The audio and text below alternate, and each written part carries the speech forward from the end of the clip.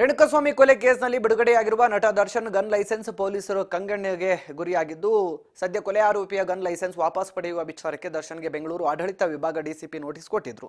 Police ನೋಟಿಸ್ಗೆ ಇದೀಗ ದರ್ಶನ್ ಅವರು ಉತ್ತರವನ್ನು ಕೊಟ್ಟಿದ್ದಾರೆ. ನನಗೆ ಗನ್ ಲೈಸೆನ್ಸ್ ಬೇಕು, ನಾನೊಬ್ಬ ಸೆಲೆಬ್ರಿಟಿ, ನಾನು ಹೋದ ಕಡೆ ಜನ ಬರ್ತಾರೆ, ಈ ವೇಳೆ ನನ್ನ ಆತ್ಮರಕ್ಷಣೆ ಬಹಳ ಮುಖ್ಯ ಆಗುತ್ತೆ, ಆ ವಿಷಯಕ್ಕಾಗಿ ಬೇಕು. ನಾನು ಖಾಸಗಿ ಸೆಕ್ಯೂರಿಟಿಯನ್ನು ನೇಮಿಸಿಕೊಂಡಿದ್ರು ಕೂಡ ವೈಯಕ್ತಿಕವಾಗಿ ಗನ್ ಲೈಸೆನ್ಸ್ ಅವಶ್ಯಕತೆ ನನಗಿದೆ, ಆ ಲೈಸೆನ್ಸ್ ಅನ್ನು ರದ್ದು ಮಾಡಬಾರದು ಅಂತ ಹೇಳಿ ದರ್ಶನ್ ಮನವಿ ಮಾಡಿಕೊಂಡಿದ್ದಾರೆ. ಪೊಲೀಸರ ಪಾತ್ರದಲ್ಲಿ ರೇಣುಕಾಸ್ವಾಮಿ ಕೇಸ್ಗೆ ಸಂಬಂಧಪಟ್ಟಂತೆ ಯಾಕೆ ಲೈಸೆನ್ಸ್ ಕ್ಯಾನ್ಸಲ್ ಮಾಡಬಾರದು ಅನ್ನೋ ಅಂಶಗಳನ್ನು ಉಲ್ಲೇಖ ಮಾಡಿದ್ದಾರೆ. ಇದಕ್ಕೆ ದರ್ಶನ್ ಅವರು ತಾವು ಹೇಳಿರುವಂತೆ ಈ ಪರವಾನಗಿ ಹೊಂದಿರುವಂತಹ ಗನ್ ಬಳಸಿ ನನ್ನ ಮೇಲೆ ಸದ್ಯ ಚಾಲ್ತಿಯಲ್ಲಿರುವಂತಹ ಪ್ರಕರಣಕ್ಕೆ ಸಂಬಂಧಪಟ್ಟಂತೆ ಯಾವುದೇ ಸಾಕ್ಷಿಗಳು ಕೂಡ ಬೆದರಿಕೆ ಹಾಕಿರುವುದು ಕಂಡು ಬಂದಿಲ್ಲ. ಒಂದು ವೇಳೆ ಅಂತಹ ಘಟನೆಗಳು ಆದರೆ ತಾವು ಸೂಕ್ತ ಕ್ರಮ ಜರುಗಿಸಬಹುದು ಅಂತ ದರ್ಶನ್ ಭರವಸೆ ಕೊಟ್ಟಿದ್ದಾರೆ.